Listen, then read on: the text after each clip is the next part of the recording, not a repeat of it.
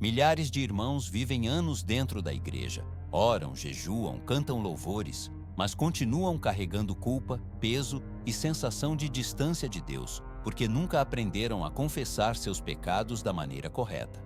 Muitos falam com Deus todos os dias, mas somente alguns entendem o caminho que conduz ao verdadeiro perdão. E hoje, a verdade que será revelada aqui vai mudar completamente a forma como a sua confissão deve ser feita diante do Senhor. Não segundo tradições humanas, não segundo sentimentos pessoais, mas segundo a palavra eterna de Deus.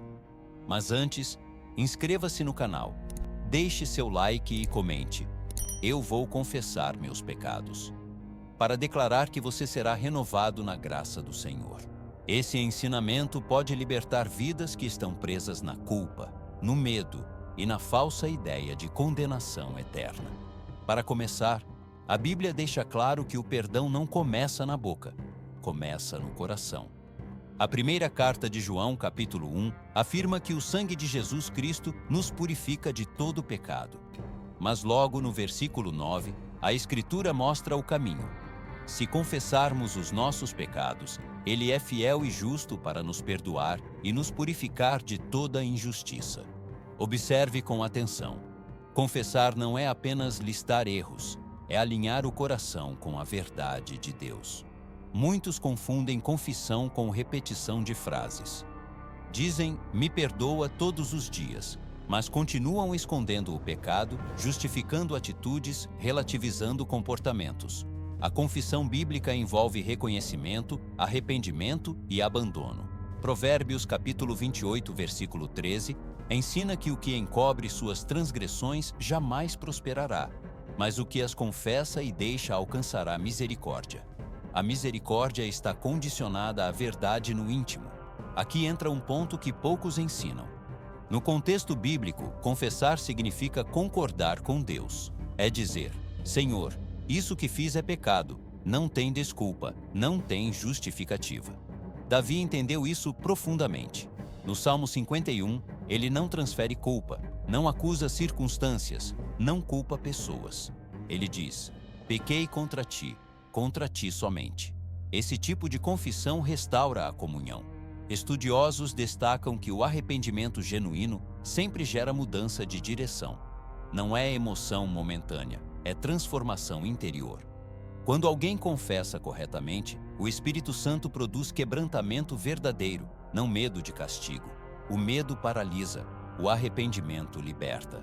Talvez você esteja carregando pecados antigos, erros do passado, decisões que ainda geram vergonha. Ouça com atenção. Deus não negocia perdão, Ele oferece perdão, mas Ele exige verdade. Salmos capítulo 32 mostra que quando Davi parou de esconder o pecado, a culpa foi removida. A confissão abriu a porta da restauração. Muitos confessam os pecados, mas continuam vivendo como se ainda estivessem condenados. Oram, choram, pedem perdão, mas a culpa permanece. Isso acontece porque a maioria nunca entendeu a diferença entre confissão bíblica e remorso humano. A Bíblia não ensina que o cristão deve viver se punindo emocionalmente. Romanos capítulo 8, versículo 1, declara com clareza que nenhuma condenação há para os que estão em Cristo Jesus. Quando a confissão é verdadeira, a condenação perde o direito de permanecer. No mundo bíblico, especialmente no contexto hebraico, confessar significava trazer à luz. Nada escondido, nada maquiado. Deus não trabalha com sombras, Ele trabalha com verdade. Salmos capítulo 51, versículo 6, afirma que Deus se agrada da verdade no íntimo. Por isso, confessar corretamente envolve abrir o coração sem reservas, sem máscaras espirituais, sem discursos religiosos. Aqui está um ponto essencial. A confissão não é feita para informar a Deus, porque Ele já sabe de tudo. A confissão é feita para alinhar o coração humano com o padrão divino. Quando alguém confessa, está dizendo, Senhor, eu paro de chamar isso de erro pequeno, fraqueza ou falha. Eu chamo pelo nome que o Senhor chama, pecado. Esse alinhamento quebra o poder da culpa. Jesus ensinou algo profundo quando contou a parábola do filho pródigo, registrada no Evangelho de Lucas capítulo 15, versículos 17. O filho não voltou ensaiando desculpas, nem exigindo direitos. Ele voltou reconhecendo o pecado.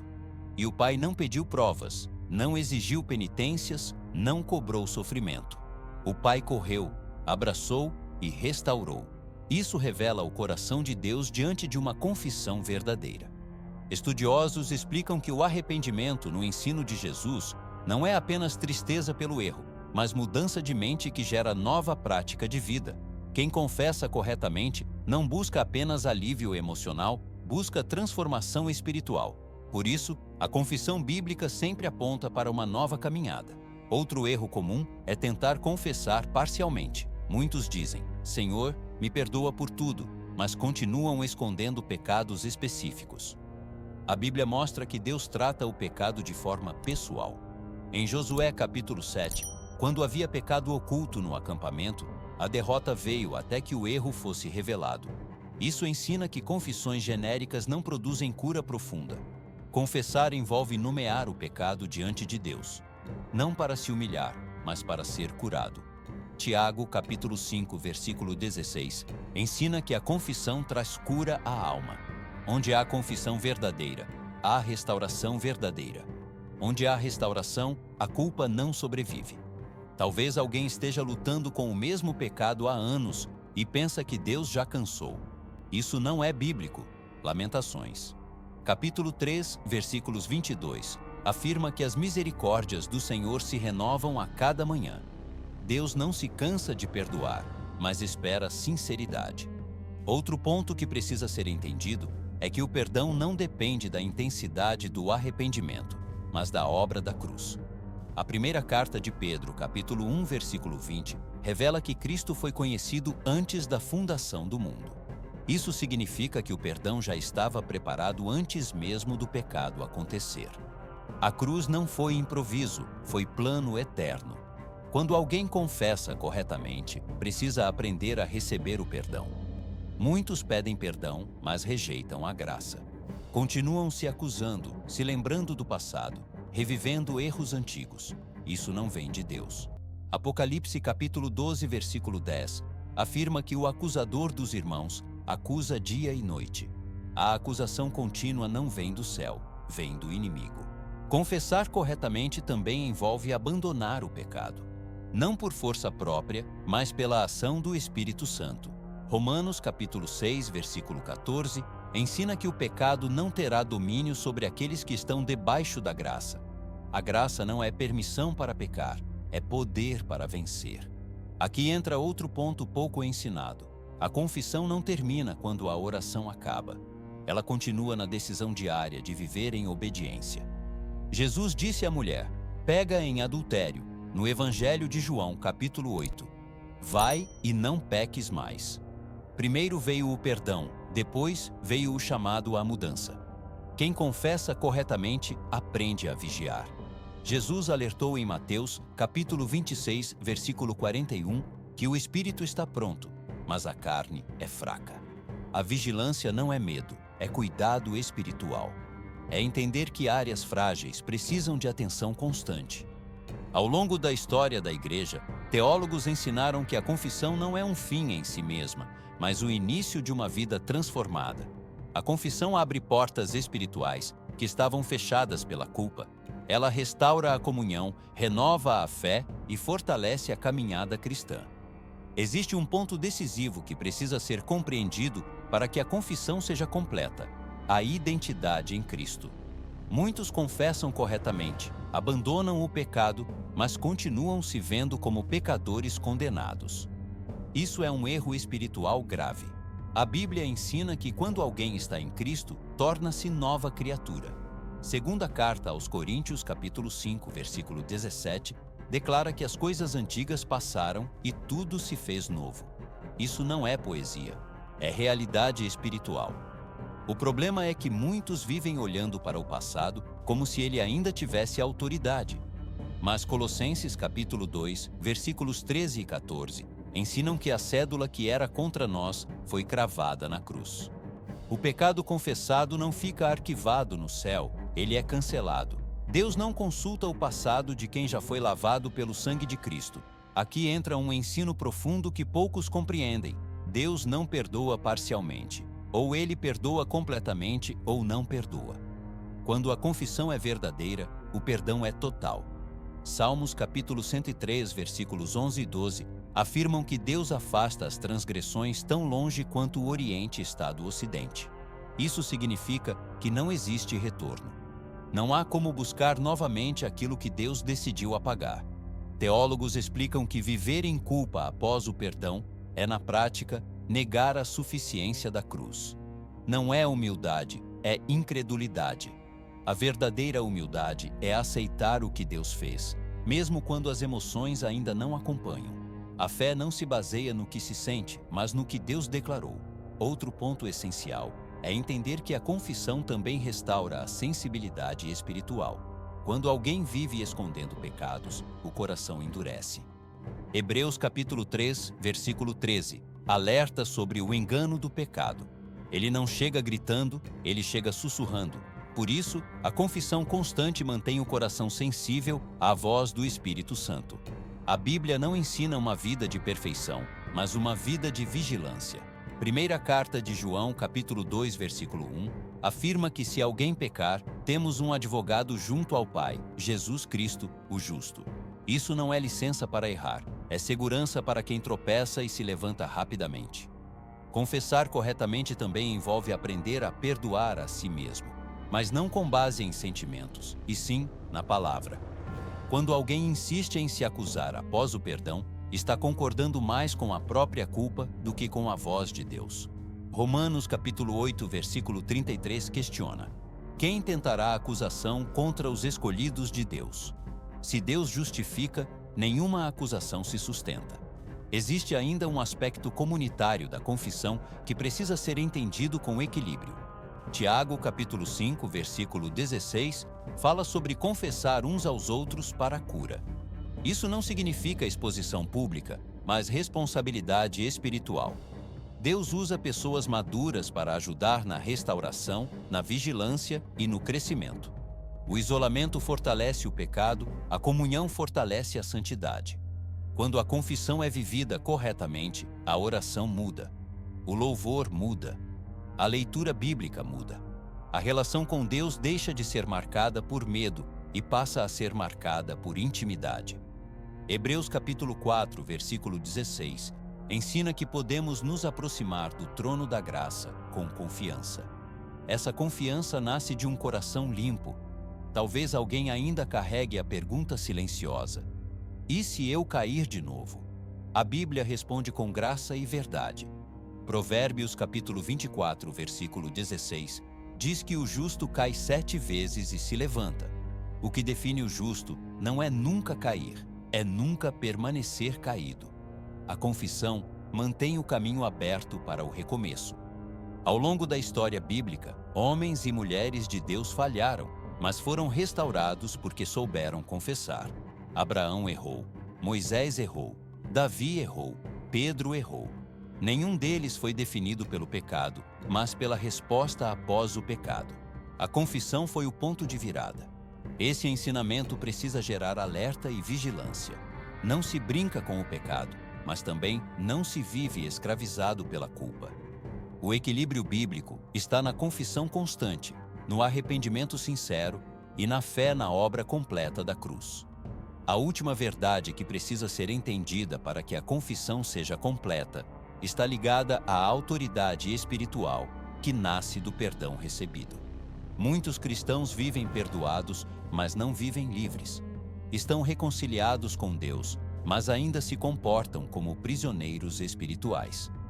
Isso acontece porque não compreenderam que a confissão correta não apenas limpa o passado, ela estabelece uma nova posição diante do céu e do mundo espiritual. A Bíblia ensina que o perdão restaura a autoridade.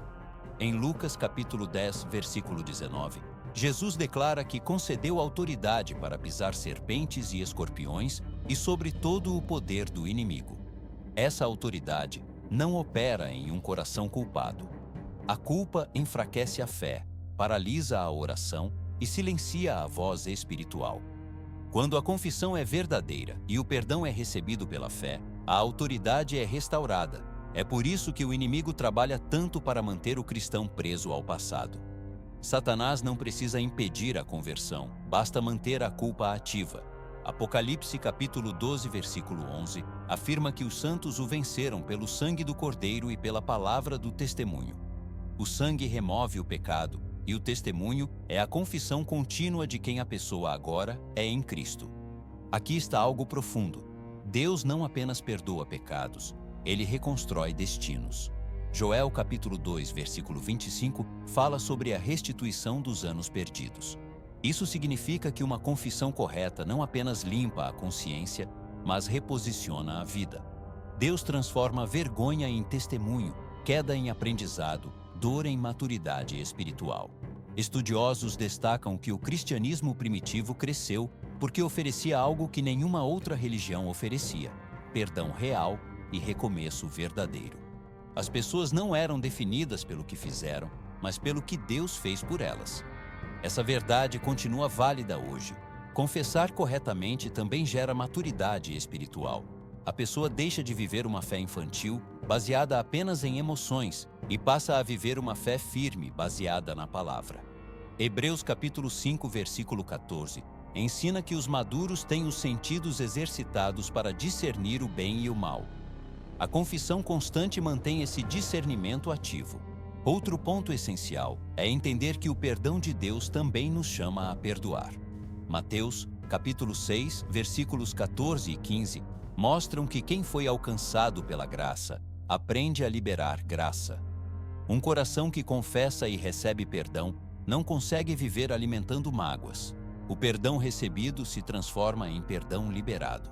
Quando a confissão se torna um estilo de vida, a comunhão com Deus se aprofunda. A oração deixa de ser pesada, a leitura bíblica deixa de ser obrigação, o louvor deixa de ser mecânico. Tudo flui porque não há barreiras espirituais. Isaías capítulo 59, versículo 2, ensina que o pecado não confessado cria separação, mas a confissão remove esse muro.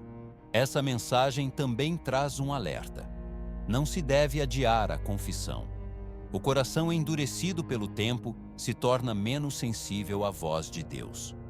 Hebreus capítulo 3, versículo 15 diz: Hoje, se ouvirdes a sua voz, não endureçais o vosso coração. A confissão imediata preserva a intimidade com o Pai. Talvez alguém esteja ouvindo agora e perceba que viveu anos tentando compensar pecados com boas obras. Isso não funciona. Efésios capítulo 2, versículos 8 e 9 deixam claro que a salvação é pela graça, mediante a fé. Obras são consequência, não pagamento. A confissão correta encerra a tentativa humana de se justificar. Ao final deste ensinamento, a verdade central permanece clara. Confessar corretamente é reconhecer o pecado, abandonar o erro, receber o perdão pela fé e viver a nova identidade em Cristo. Não é um ritual pesado, é um caminho de liberdade. Não é humilhação, é restauração. Não é medo, é intimidade. Se você chegou até aqui, escreva nos comentários: Eu sou filho de Deus. Declare isso com convicção. Essa identidade muda tudo. Quem é filho confessa, recebe perdão, aprende e cresce. E se você ainda não entregou a vida a Jesus, este é o momento. Reconheça que Ele morreu e ressuscitou para perdoar pecados e oferecer nova vida. Abra o coração. Confesse com sinceridade e receba a graça. Procure uma igreja próxima à sua casa. Congregue, caminhe com irmãos na fé e cresça espiritualmente. O perdão não é o fim da jornada, é o início de uma nova vida na presença de Deus. Que a paz de Cristo Jesus esteja com você, hoje e sempre. Amém.